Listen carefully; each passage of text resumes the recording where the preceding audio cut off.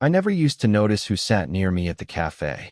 Same corner table, same chipped mug, same playlist humming through the speakers. It was just habit more than comfort. A way to stretch the hours without having to explain to anyone why I was always alone. Then one morning, she took the table across from mine. Not directly. Off to the side, near the window. Mid-40s, maybe a little older, though she carried herself like someone who didn't have time to think about it. Dark coat folded neatly on the chair beside her, book unopened, steam curling from her cup while she just stared out. I don't remember if she looked at me first or if I let my eyes linger too long. But when it happened, it felt like being caught doing something I didn't know I was doing. She tilted her head, almost a smile, like she recognized me though we'd never met. The barista set my drink down. Americano, extra hot. Her voice came quietly, without turning. You always order that. I blinked a little too slow. You've been keeping track? That almost smile again. Noticing isn't the same as keeping track. I didn't know what to say after that, so I busied myself with the sugar packets, tearing one open though I never added sugar. My hands felt clumsy, like I was trying too hard to be casual. She went back to her window gaze, and I thought maybe that was it. A stray comment, a nothing moment. But when I finally opened my laptop, I couldn't stop glancing sideways. Her fingers tapped lightly on the rim of her cup, slow rhythm.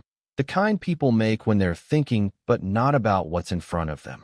By the time I packed up, she was still there. I thought about saying something, anything, but only managed to quiet, have a good one as I passed. The next day she was there again. And the next, not every day, but enough that it stopped feeling like coincidence. She never brought the same book twice, though I never saw her open them either. Some days she'd ask if I had enough outlets at my table. Other days she just nodded when our eyes met. Once she laughed when I muttered under my breath at a frozen screen.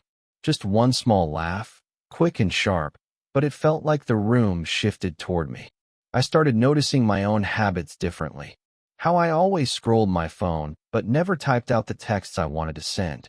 How I carried headphones, but rarely played music. How long it took me to finish a cup of coffee I didn't even like that much. She noticed too. You don't actually like Americanos, she said one morning, not looking up from her book.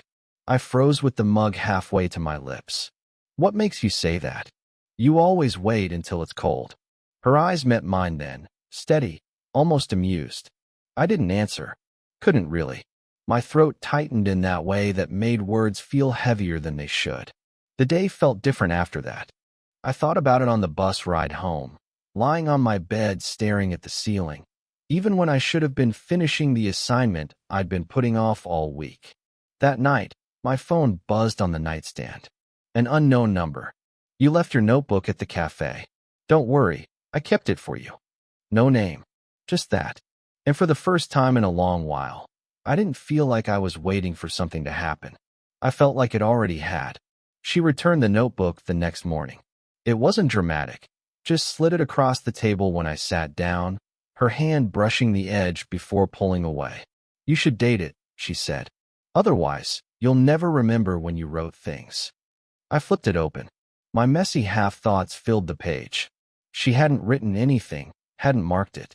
At least, I didn't see anything right away. You read it? I asked. She gave a tiny shrug. I don't read strangers' notebooks. Then after a pause, softer. And you're not exactly a stranger anymore. Her words sat between us like steam off her tea. Visible, fading, but impossible to ignore. I wanted to ask her what she meant. I wanted to ask her why she noticed me at all. But instead I picked at the corner of a sugar packet and said, You drink Earl Grey every time. That made her smile. Noticing isn't the same as keeping track, remember? Silence followed. Not uncomfortable exactly, just heavy. Like we'd already said too much. She broke it with something quieter than I expected. I used to come here with my husband. Before he decided he was better at being somewhere else. I wasn't sure what to do with that, so I looked at her hands instead. She folded them around the cup, thumb brushing the rim. No ring. The smallest detail, but it made the air shift again. I'm sorry, I said. She shook her head, eyes still on the window. It was years ago. You don't have to be. The way she said it, calm, practiced, told me it had never stopped being recent, no matter how long it had been. That night I caught myself imagining things I shouldn't. Not in a fantasy way. More in the ordinary, dangerous way of wondering what her apartment looked like, whether she cooked for herself, if she ever came home to silence and sat with it longer than she meant to. I hated myself for it. Or maybe I hated how easy it was to picture. The next time we met, it was raining. The cafe was crowded, only one seat left, and she gestured for me to take it across from her. My jacket was soaked, hers too. We laughed at the sound of it dripping onto the floor. Here, she said, sliding her scarf across the table. I stared. You'll get cold. You already are. I don't know why that moment stayed with me. Maybe because it felt like someone finally saw me. I pressed the scarf into my lap, not sure if I should thank her or apologize for accepting it. She didn't look away, though. Her gaze held steady, soft but unflinching. And before either of us spoke again, she reached out, just the smallest movement, fingertips brushing a damp strand of hair off my forehead. A simple gesture, nothing more, but it stayed burning long after it should have faded. After the rain, something between us shifted. Subtle, hard to name. I noticed it in the way she paused before sitting across from me the next morning, as if deciding whether to keep the seat empty. She didn't, though. She sat, adjusted her sleeve, pretended it was ordinary. But her hands lingered near mine on the table, close enough to feel the warmth, not close enough to touch. You always come early, she said, stirring her tea. You always notice, I muttered, half smile, eyes down. Her laugh was quick, but she covered it with her cup. Something about it made me ache, like I was being let in on a joke no one else could hear. Then, interruption. A voice behind us. Hey, Mrs. Hahn, didn't know you came here. It was one of my classmates. I froze. She froze. She smiled politely, lifted her cup like a shield. Just a neighborhood spot. My classmate glanced between us, then shrugged and left with his order. But the silence he left behind pressed hard against my chest. Mrs. Hahn. I knew her name now. I knew the weight of it. Neighbor, yes. But also, she wasn't just a woman at the cafe. She had history on this street, connections that weren't mine to touch. After he left, she kept her eyes on her saucer. He's your age? Yeah, I said, throat dry. She nodded once. Too quickly. Right. The conversation stumbled after that. She checked her phone twice. I scribbled half-thoughts in my notebook just to fill the space. When she finally stood, scarf draped loosely around her neck, she hesitated. You shouldn't let your coffee go cold so often. It was nothing. It was everything. I went home restless. Her name, Mrs. Hahn, kept echoing in my head. Too formal for what was happening between us, whatever this was. Too close to dangerous. The next day, she wasn't at the cafe. The day after, she wasn't there either. By the third day, I started convincing myself I'd imagined all of it. The glances, the gestures, the rain-soaked scarf still folded on my chair. Maybe she decided it was a mistake before it even began. But on the fourth day, I found her there. Same seat, same tea. You disappeared, I said. She smiled faintly, not meeting my eyes. I had things to take care of. A pause. You didn't miss me. It wasn't a question, but my pulse jumped anyway. I did. The words slipped out before I could catch them. Her gaze snapped to mine, sharp, searching.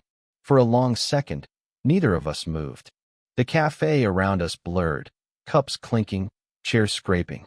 All I saw was her leaning forward just slightly, as if testing the space between us. I leaned too. Not much. Just enough. Her breath caught.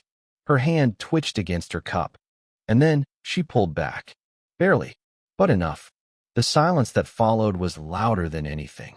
We left the cafe together one evening. Not planned. Just both of us standing at the door at the same time, neither moving aside. The air was colder than I expected. She wrapped her scarf higher, pulled her coat close. I shoved my hands in my pockets, pretending the silence wasn't pressing against my ribs. Which way? I asked. Home, she said. One word, but the way it hung there felt heavier. So we walked, side by side, her steps slower than mine, careful. She kept her eyes on the pavement, but every now and then I caught her glancing toward me, as if checking distance. "Half a block in," she said, almost casually. "You should be out with people your age." I smiled, tried to lighten it. "I am." That earned me a soft laugh. But it faded quickly. "I mean it. This, whatever this is, it's not fair to you." I stopped walking. She stopped too, a step ahead. The street lamp painted her face in half-light. "Why not?" I asked. She looked down at her hands, fidgeted with her sleeve. "Because you'll wake up one day and realize I'm not what you wanted. And I'll be left remembering I let you think I was." The words hit harder than I expected. Not cruel, just raw. Like she'd been holding them back until they broke loose. I stepped closer, not touching, but close enough to see her breath fog between us. "You think I don't know what I want?" My voice was low, unsteady. Her eyes lifted to mine. Something in them flickered. Fear, maybe, or something sharper. "Do you?" The silence that followed felt endless. My chest tightened. My mouth opened, closed. I wanted to say yes. I wanted to say her. But the words stuck, heavy, dangerous. She exhaled, long and shaky. "I shouldn't be here." But she didn't move. We sat down on a bench a few steps later, neither of us mentioning it. Just sat, shoulders almost brushing. The street was quiet, only the sound of wind in the trees. "I used to walk this way with my son," she said after a long pause. "When he was still in school. He hated it, said I walked too slow." Her voice cracked, barely. She bit her lip, shook her head. "Sorry, that's not something I should have said." I wanted to reach for her hand. I didn't. Instead, I said, "You don't have to keep everything in." She looked at me then, really looked. And for the first time, the guard she always carried slipped, just slightly. Her eyes softened, glassy in the lamplight. "You're too young to carry me," she whispered. The space between us narrowed, breath to breath. My pulse thudded so loud I swore she could hear it. Her lips parted, the smallest shift forward, and then she froze. The next morning, she wasn't there. Her seat by the window sat empty, mug rings still faintly marking the wood. I told myself she'd be late, or busy, or anywhere else that wasn't here. But when the hour passed, and the chair stayed empty, something in me went quiet. The silence stretched into the next day. And the next, I still went. Same time, same corner. My Americano cooling untouched. But the absence was heavier than her presence had ever been. On the fourth day, I almost gave up. Packed my bag too fast, shoved my notebook in, chair scraping louder than it should have. And then, her voice, soft behind me. "You don't usually leave so early." I turned. There she was. Coat draped over her arm, scarf wound loosely around her neck. But she didn't sit. "You okay?" I asked. She hesitated, looked around as if to make sure no one else was listening. "I've been away. Family things." I nodded, trying to sound casual. "Everything all right?" Her smile didn't reach her eyes. "Depends what you mean by all right." She didn't explain. Just ordered her tea, took it to go. No small talk, no pause to watch the rain, no chance for our silence to fill the space. She was gone before I could ask more. That night, lying on my bed, I stared at my phone. My thumb hovered over her number, the one she'd used to text me about the notebook. I typed, erased, typed again. "Are you okay?" Became "Did I do something?" Became "I miss, no." Delete. Screen black. The days that followed blurred. Sometimes she came. Sometimes she didn't. When she did, she stayed at a different table. Nodded hello, but nothing more. Once, I overheard her talking to someone outside. A man. Older, sharp voice, words muffled by the glass. Her laugh floated in, but it wasn't the same as the one she'd given me. I didn't want to look, but I did. She caught my eye through the window, just for a second. And then she turned her back. Something inside me folded in on itself. I started skipping the cafe. Told myself I had work, errands, better places to be. But truthfully, it felt wrong to keep waiting in a room where she wasn't waiting too. One evening, I walked past her street. Lights glowed faintly through her curtains. I slowed, almost stopped. My hand clenched, unclenched. I could have knocked. I didn't. At home, I opened my notebook. The scarf she'd given me still rested on the chair. I placed my pen down, opened to a blank page, and wrote nothing. Just stared until the lines blurred. I didn't feel heartbroken. I felt paused, like life forgot to finish the sentence. My phone buzzed once, screen lighting. A new message appeared, but I couldn't bring myself to open it. Not yet. The message I left unopened sat on my phone for 2 days. I memorized the shape of it on the lock screen. Her name, the preview cut off mid-word. On the 3rd day, I found myself walking past her building again. Not planning to, just ending up there, the way you do when your feet move faster than your excuses. The porch light was on, curtains drawn. I stood there too long, debating whether to knock. Before I could, the door opened. She stepped out with a bag of recycling in her arms, surprised to see me. We both froze. You? Her voice was softer than I remembered. You shouldn't be here. I know, I said. And then quieter. I didn't know where else to be.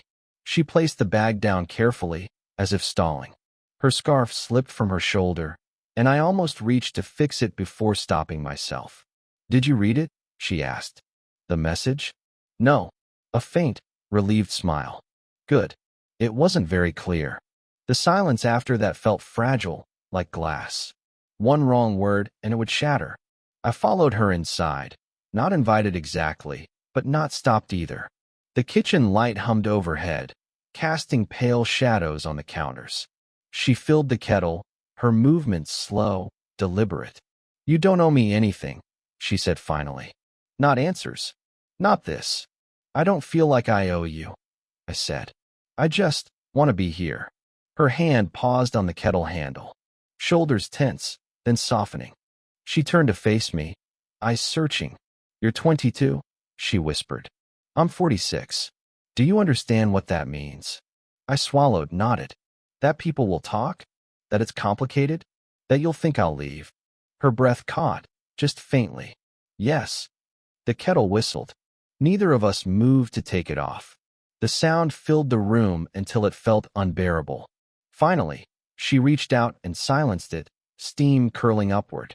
When she turned back, her eyes glistened. I can't be your mistake. I shook my head. You're not. My voice cracked. You're the first thing that feels like choice. The words landed heavier than I meant them to. She closed her eyes, exhaled through her nose, as if steadying herself. For a long time, we stood there in the quiet hum of the kitchen. The only movement was her thumb brushing absently against her palm, and my eyes tracing the line of it. Finally, she stepped closer. Not much, just enough that I could feel the warmth of her. She looked at me, steady, waiting. I don't know if this will ruin me, she said. Or you. Probably both, I admitted. And then, her hand found mine. Nothing dramatic. No sudden pull. Just the slow press of skin against skin, her fingers curling slightly, as if testing whether I'd hold on. I did. We didn't speak. We didn't need to. The quiet okay in her eyes was enough. It didn't happen all at once. There wasn't a moment where we said we were anything. No announcement. No decision marked by fireworks. Just time. Weeks turned into months. My Americano still went cold on the table. Her tea still sent steam curling into the air. But the seat across from me was never empty anymore. Some mornings we spoke a lot. Other mornings barely at all. It didn't matter. The routine itself became the point. 8:47 a.m., the bell above the cafe door, the faint sound of her chair sliding against the floor. Once, I caught her watching me while I scribbled in my notebook. She didn't look away when I noticed. Just said, "You date your pages now." I smiled. "Because you told me to." Her laugh that morning was different, lighter, less guarded. We walked together sometimes too, past the same streets, the same bench we'd sat on that night when she almost pulled away for good. One evening, I suggested we sit there again. She hesitated, then did. Neither of us mentioned what nearly happened months ago. The silence this time was easier. Warm. At her apartment, She started leaving the door half open if she knew I was coming by. I noticed the small things. 2 mugs set out instead of 1. Her scarf draped casually over the chair I always used. She noticed my things too.